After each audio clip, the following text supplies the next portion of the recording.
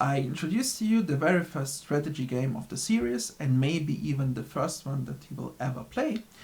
And an interesting part about this game is that you can learn it in 5 minutes, and it's still quite tricky.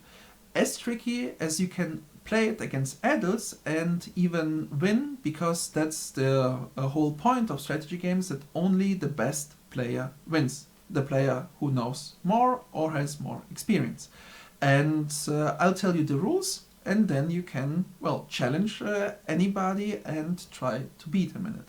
So first of all, you need an opponent. You cannot play it against yourself. So find a friend or find, well, an adult, your parents, your grandparents, set up the board as it is and explain them the rules and beat them.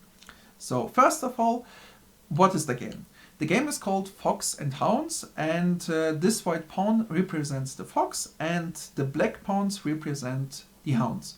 So you can also take another pieces, whatever you like. I usually take the pawns because it's understandable enough. Well, how do they move?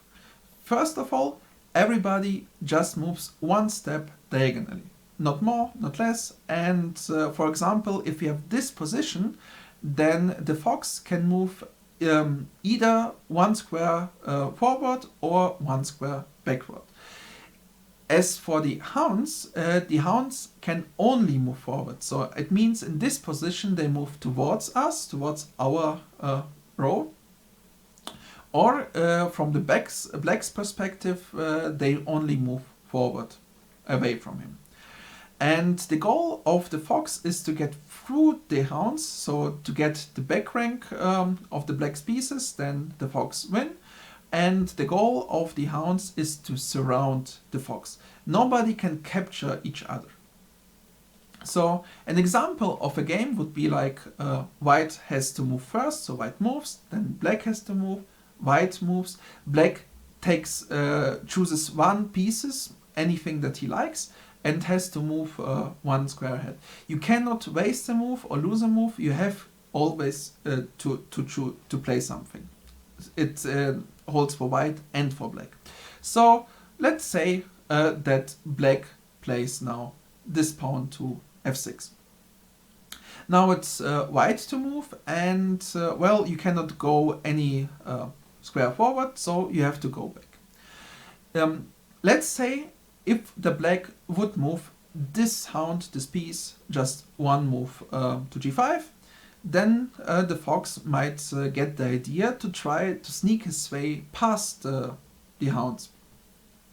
And in fact, black is not fast enough, well, to get this hole covered, and fox, that's the move that black would love to play, but it's white to move, and white is fast enough to get through it. So now nobody can, well, get any something in between to e7. That means the fox has an easy way to get to the back row, and the fox did win, or does win the position. How do the hounds win? Well, let's give you another example. And let's say if that's the position and black is to move, then I can push the pawn forward. Now it's white to move, and the fox moves to f2. He has to move, he has no other ways to move. Then again we close up this patch. The fox has to go to g1. Then we take this square away, and then we take this square away. And now the fox doesn't have any squares left. The fox is surrounded. It doesn't matter if he's surrounded in the middle of the board or on the side. For example, this is also a surrounding.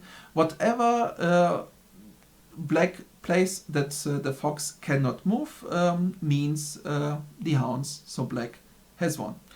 Here are the rules again as text, so you can read it. But essentially, once you have found the rules and you understand them, just play 5 or 10 rounds against an opponent. Try to figure out what's the best strategy as the hound, as the fox, and what you need to do, well, to win the game. And if you feel confident that you can solve even tasks, so tactical positions for the game, then you can also go to the next video that is coming thereafter.